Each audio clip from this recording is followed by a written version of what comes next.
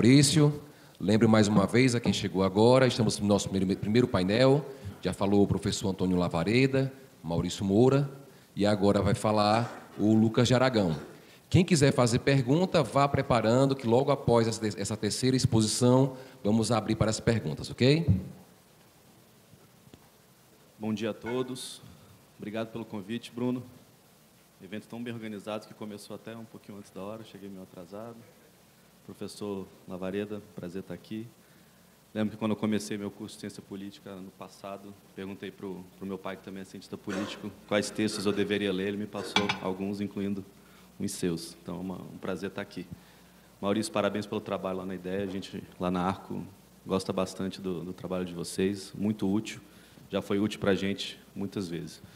Bom, gente, eu vou focar mais no pós-campanha, mas vou fazer algumas considerações aí baseado nos comentários que foram colocados aqui muito bem pelo professor e pelo Maurício, mas vou focar também mais ali no pós-campanha, no que eu vejo de governabilidade, no que eu vejo de Brasil 2019, o que os investidores de fora estão olhando e estão pensando sobre o Brasil. Lá na Arco, a gente tem hoje um portfólio de quase 100 empresas estrangeiras que contratam a gente para tentar entender para onde que o país vai, desde o macro até o setor específico deles, que pode ser mineração, defesa, tecnologia, enfim. Então, se alguém tiver perguntas relacionadas a áreas específicas de como o mundo está vendo o Brasil nesse setor, fique à vontade depois para me fazer perguntas. Bom, eu acho que, acima de tudo, a vitória do Bolsonaro, eu concordo com o professor, não foi necessariamente fruto de uma rede social bem montada, ou de uma televisão que não importa mais, ou de algum fator que tenha sido o fator único que explica aquela vitória. Eu acho que, talvez, se fosse colocar numa única caixinha, que encaixa tantas outras variáveis, eu falaria que o Bolsonaro tinha a melhor narrativa entre todos os outros candidatos. E quando você tem uma boa narrativa, não importa o instrumento que você está usando, fica muito mais fácil passar aquela mensagem. Então, eu acho que se o Bolsonaro tivesse tido uma rede social tímida, mas tivesse uma televisão e uma coligação partidária forte, a mensagem teria sido passada do mesmo jeito, por conta de uma narrativa bem feita que ele tinha. Ele se apropriou muito bem, eu lembro que eu sempre falei isso lá atrás, que o Bolsonaro era um candidato muito bom. Por quê? Porque ele tinha 3 antídotos para os 3 problemas do Brasil.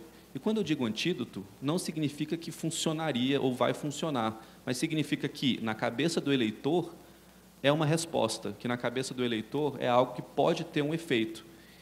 Então, por exemplo, problema corrupção. Ele poderia dizer que ele nunca se envolveu na Lava Jato, que teve uma homogeneização da classe política. A classe política inteira caiu na Lava Jato, não importa se era por um Caixa 2, ou se era por uma mega propina de uma casa que vem pronta num navio dos Estados Unidos, como foi o caso do ex-governador Sérgio Cabral. Então, houve uma homogeneização do assunto Lava Jato, que todo mundo caiu na mesma caixa. Eu lembro que uma vez o Fernando Henrique disse que Caixa 2 não era a mesma coisa que propina, e a imprensa ficou chocada. Quando eu li, eu falei assim, ué, mas não é a mesma coisa. Se fosse a mesma coisa, tinha a mesma punição. Propina tem punição como corrupção, corrupção ativa, tráfico de influência. Caixa 2 não. Caixa 2 não é crime do ponto de vista penal. Caixa 2 é um crime eleitoral. O MP tentou passar a criminalização do Caixa 2, mas não houve sucesso ali, surpreendentemente, no Congresso Nacional, mas não passou. E, então, as coisas, obviamente, tinham diferenças entre um caso A e um caso B. O Bolsonaro se beneficiou dessa homogeneização. Eu costumo brincar que o Bolsonaro tinha que colocar um busto ali do João Roberto Marinho na Globo na entrada da sala dele na presidência, porque a imprensa, parte dela, grande parte dela, da grande imprensa, entrou numa narrativa de destruição da classe política tão grande que o único que sobrou foi o Bolsonaro. A classe política foi destruída por uma coisa absolutamente necessária, que foi a Lava Jato, mas por uma coisa talvez desnecessária, que tenha sido a narrativa da Lava Jato.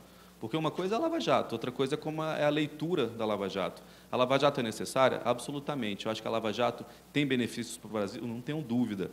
Quem diz que mas a construção civil despencou, o emprego, a renda... Tudo bem, mas o que você ia fazer? Ia deixar rolar a bagunça do jeito que estava por um bem ali social instantâneo? Acredito que não.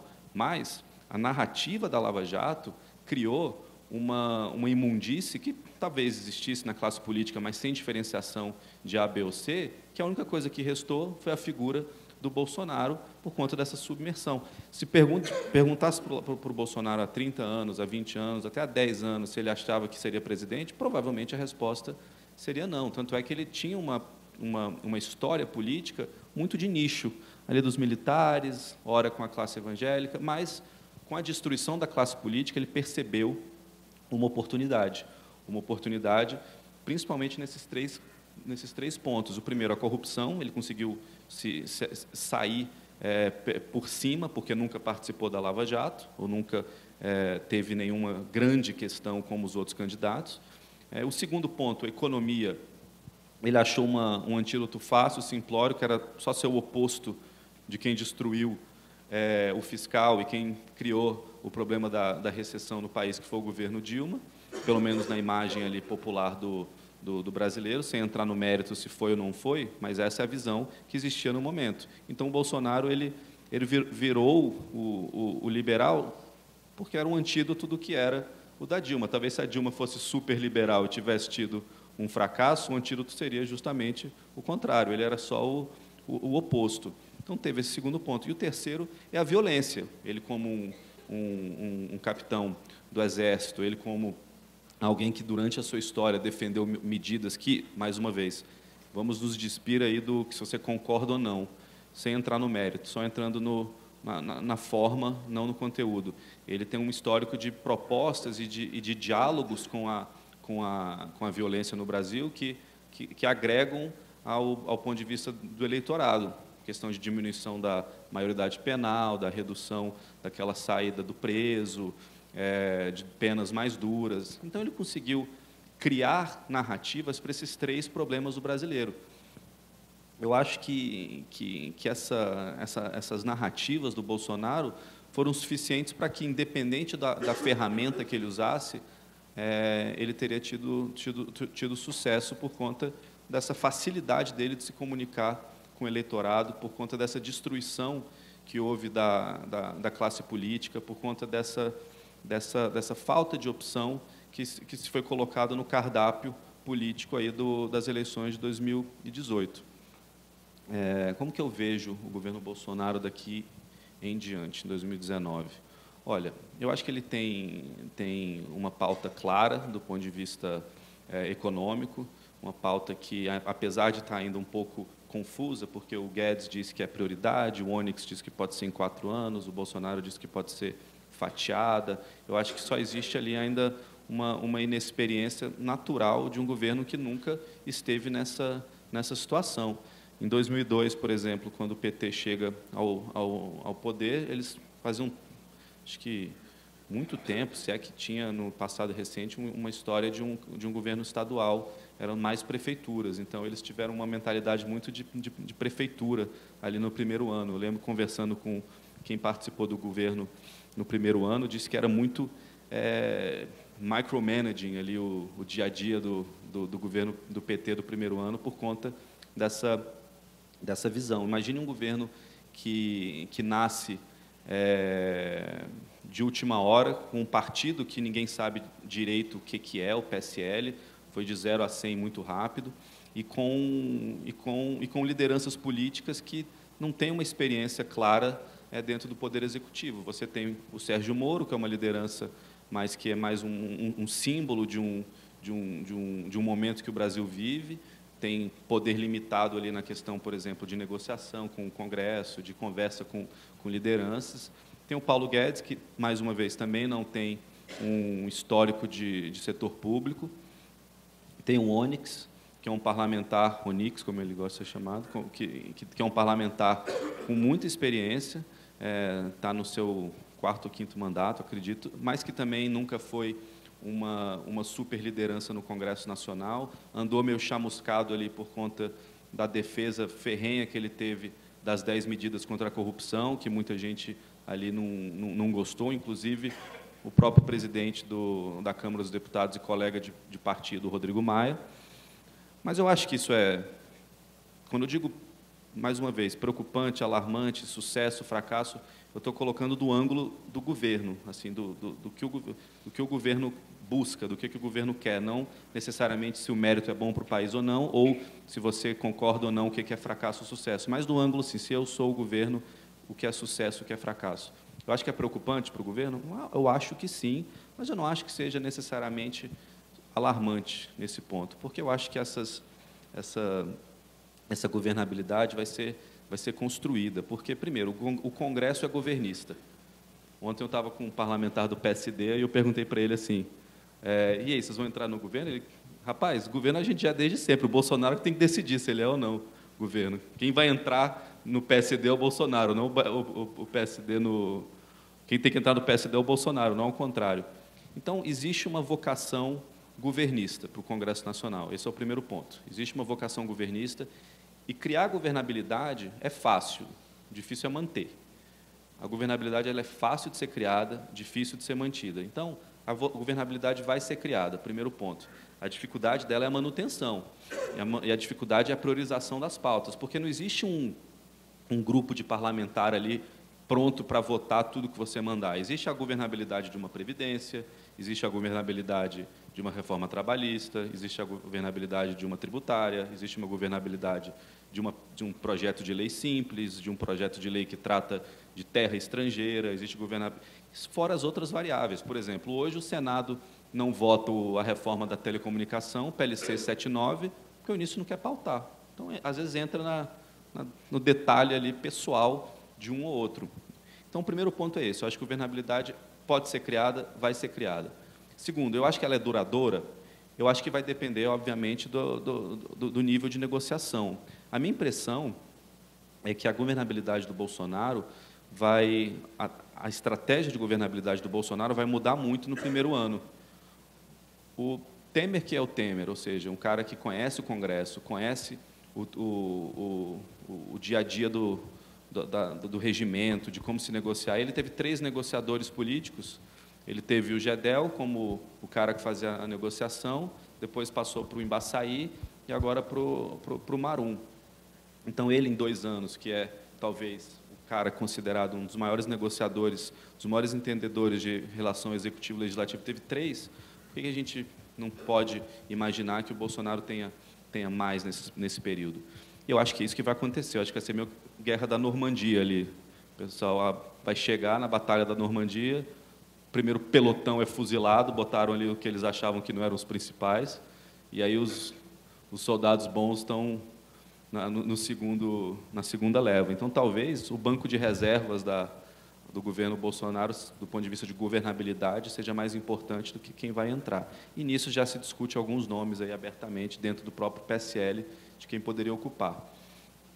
Então, eu acho que vai ser um governo de erros e de acertos, eu acho que vai ser um governo de reciclagem, eu acho que vai ser um governo que vai ficar tentando, errando, voltando, renegociando, como acontece em todos os governos. O próprio Temer, na reforma da Previdência, que estava pronto para ser votada, iria ser aprovada se não fosse a questão da JBS, ele mesmo, naqueles dias, tantas negociações não deram certo, e tantas negociações foram recicladas e voltadas ao ponto zero, e depois viraram soluções para passar, ou para quase passar a reforma da Previdência. Então, esse é o meu primeiro ponto.